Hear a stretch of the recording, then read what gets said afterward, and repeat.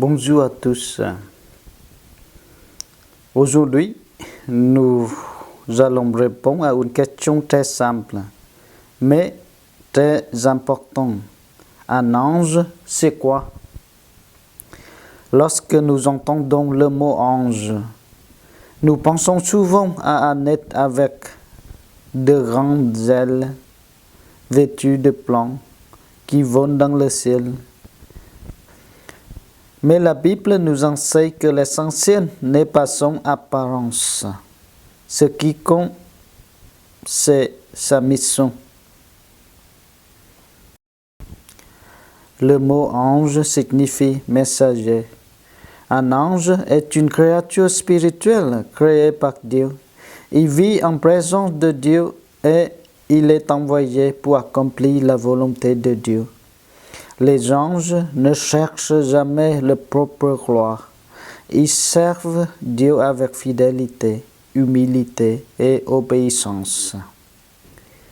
Dans toute la Bible, les anges apparaissent pour apporter un message, protéger, guider, encourager et rappeler aux hommes que Dieu ne les abandonne jamais. Lorsque Abraham allait sacrifier Isaac, Dieu a envoyé un ange pour arrêter sa main. Lorsque Moïse rencontra le buisson ardent, c'est un ange qui lui révéla que Dieu l'appelait à libérer son peuple. Lorsque Jésus devait venir dans le monde, c'est l'ange Gabriel qui annonça cette merveilleuse nouvelle à la Vierge Marie. À la naissance de Jésus, les anges chantèrent « Gloire à Dieu au plus haut des cieux et paix sur la terre ». Et le matin de la résurrection, ce sont encore des anges qui annonçaient aux femmes « Pourquoi cherchez-vous parmi les morts celui qui est vivant ?» Voyez-vous, les anges sont toujours au service de Dieu et au service de son amour pour les hommes.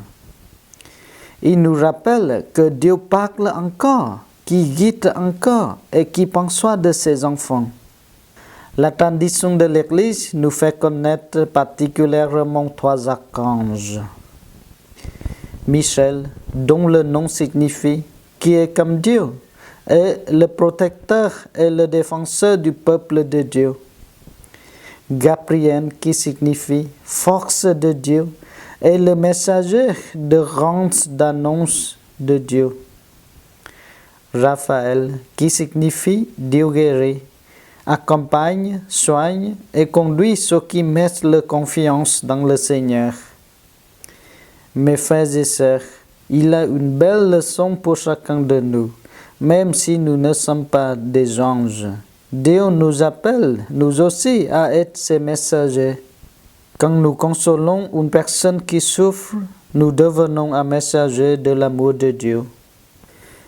Quand nous pardonnons, quand nous aidons un pauvre, quand nous encourageons quelqu'un qui veut abandonner, nous faisons ce que les anges font. Nous portons la présence de Dieu auprès des autres. Le monde n'a pas seulement besoin de parler des anges. Le monde a besoin d'hommes et de femmes qui vivent comme des messagers de Dieu. Alors, demandons aujourd'hui au Seigneur de nous donner un cœur pur, une foi profonde et une vie remplie d'amour. Que nos paroles apportent l'espérance, que nos gestes apportent la paix, que notre vie annonce Jésus-Christ, et qu'un jour, avec les anges et tous les saints, nous puissions chanter éternellement la gloire de Dieu. Amen. Que Dieu nous bénisse.